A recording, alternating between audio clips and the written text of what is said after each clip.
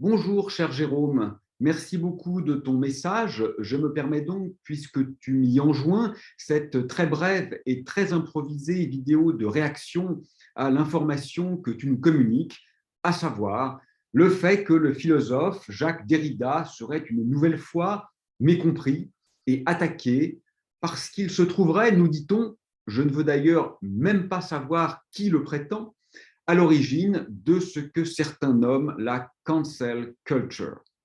Peut-être faut-il d'abord préciser que l'existence de cette dernière ne me semble pas du tout avérée, à tout le moins en Europe. Elle relève peut-être en grande partie du fantasme de ses détracteurs. C'est un processus rhétorique bien connu et hélas assez efficace, engendrer les monstres que l'on prétend conjurer ou combattre par le simple fait de les nommer et de les porter dans la sphère médiatique. Alors c'est vrai, la déconstruction, ce geste philosophique majeur, porté par Derrida au moins dans sa version contemporaine, aura vraiment été accusé de tous les maux, et celui-ci est certainement le plus ubuesque que l'on puisse imaginer. Je crois qu'il suffit d'ouvrir un livre de Derrida.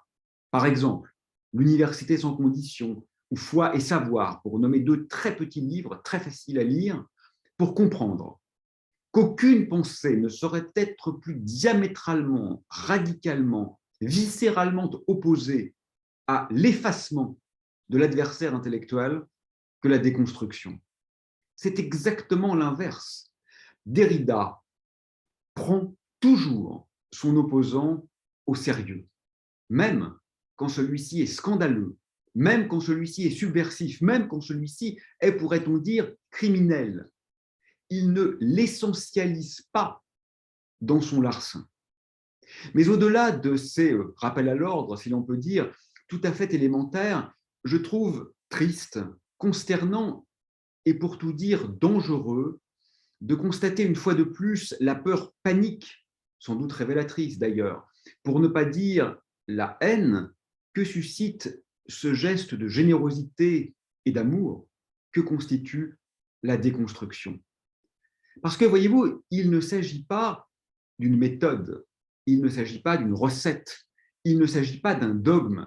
Il n'est finalement question que de porter une attention exacerbée, pointilleuse, respectueuse, sérieuse à tous les détails, aux non-dits, aux oubliés de la tradition, aux pierres d'achoppement des systèmes, aux implicites qui parfois font vaciller l'ensemble de l'édifice. Il n'est question, pour le dire comme Gilles Deleuze, que de faire entrer un peu d'air dans la maison. Je crois que la pensée a besoin de respiration. La déconstruction, c'est précisément une fenêtre ouverte. C'est une manière d'oser penser non seulement les propositions, bien évidemment, elles sont souvent décidables, sont-elles justes, sont-elles fausses, sont-elles souhaitables, sont-elles condamnables, mais également les schémas d'évaluation de ces propositions qui sont toujours, au moins en partie, culturellement situés. Il me semble particulièrement inconséquent. Je dirais même que c'est peut-être une image très archétypale de la suffisance de notre temps que de combattre aujourd'hui la déconstruction au moment précis où nous en aurions le plus besoin. Bien sûr, parce qu'elle est une philosophie qui se bouture ou s'hybride avec la poésie, parce qu'elle chemine avec la littérature, celle de Blanchot, de Jabès, de Joyce, de Bataille, de Celan, de Genet et de beaucoup d'autres. Mais aussi, me semble-t-il, et pourrait-on dire avant tout, parce que la métacrise à laquelle nous faisons face aujourd'hui requiert très exactement une réflexion sur les cadres, sur les structures et sur les impensés. En effet, nous savons tous que la Terre est en train de voir disparaître ses conditions d'habitabilité. Ce n'est pas exactement un détail.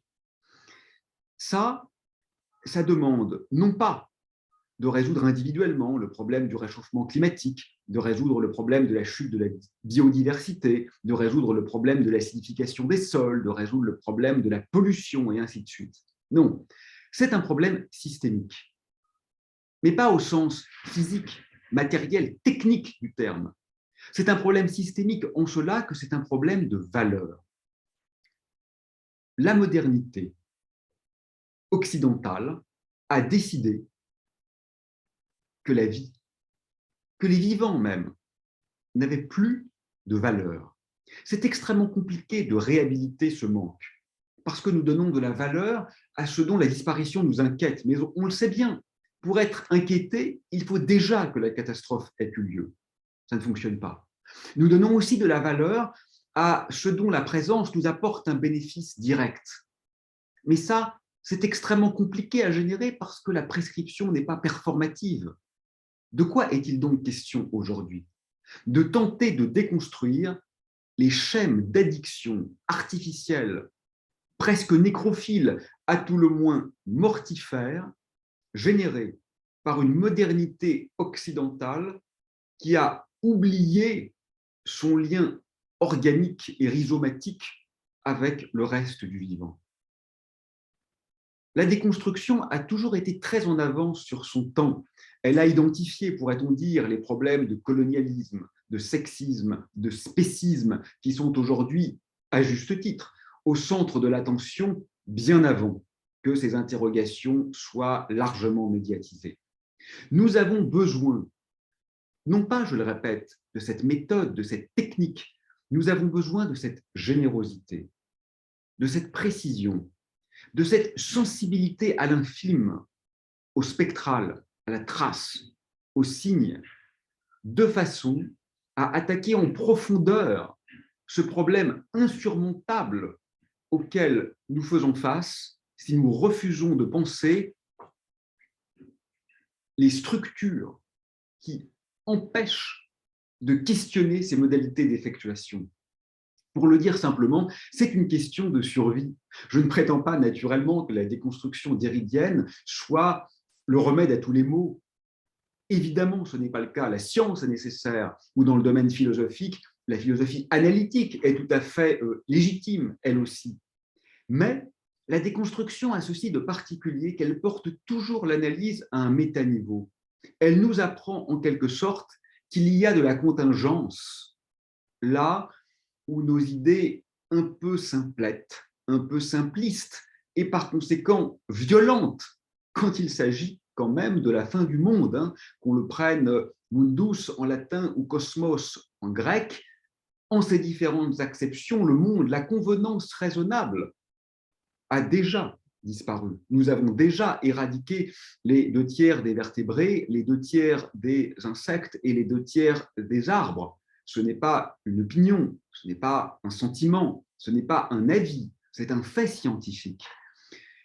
Et je trouve particulièrement triste finalement que même face à cet effondrement de la vie, nous soyons encore si timides et si timorés à tenter de penser une révolution qui pourrait échouer, bien sûr, mais qui, de toute façon, est le seul geste salvateur envisageable face à un jeu qui est actuellement structuré de façon que tous les coups soient perdants. Voilà. Alors, je sais bien que le climat d'élection présidentielle en France fait qu'aujourd'hui, les débats médiatiques vont tourner autour de cette question absolument centrale de savoir s'il faut ou non imposer un prénom à consonance française aux enfants dont les parents sont d'origine étrangère, alors même que le monde s'écroule autour de nous.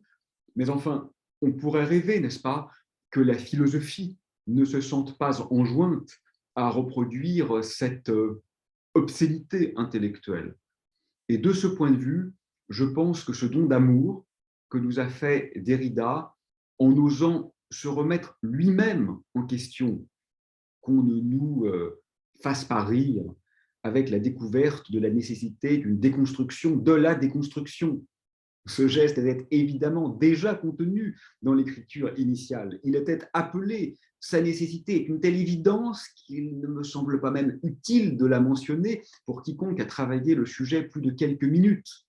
Et c'est dans ce contexte que j'aimerais modestement contribuer à réhabiliter une pensée de l'altérité, une pensée du poétique et une pensée de la rigueur, qui est très exactement ce dont nous avons besoin pour envisager des schèmes d'extraction qui ne sont pas, dirais-je, qu'une velléité esthétisante ou métaphysique, mais qui sont factuellement une nécessité de survie. Merci Jérôme, bonne journée.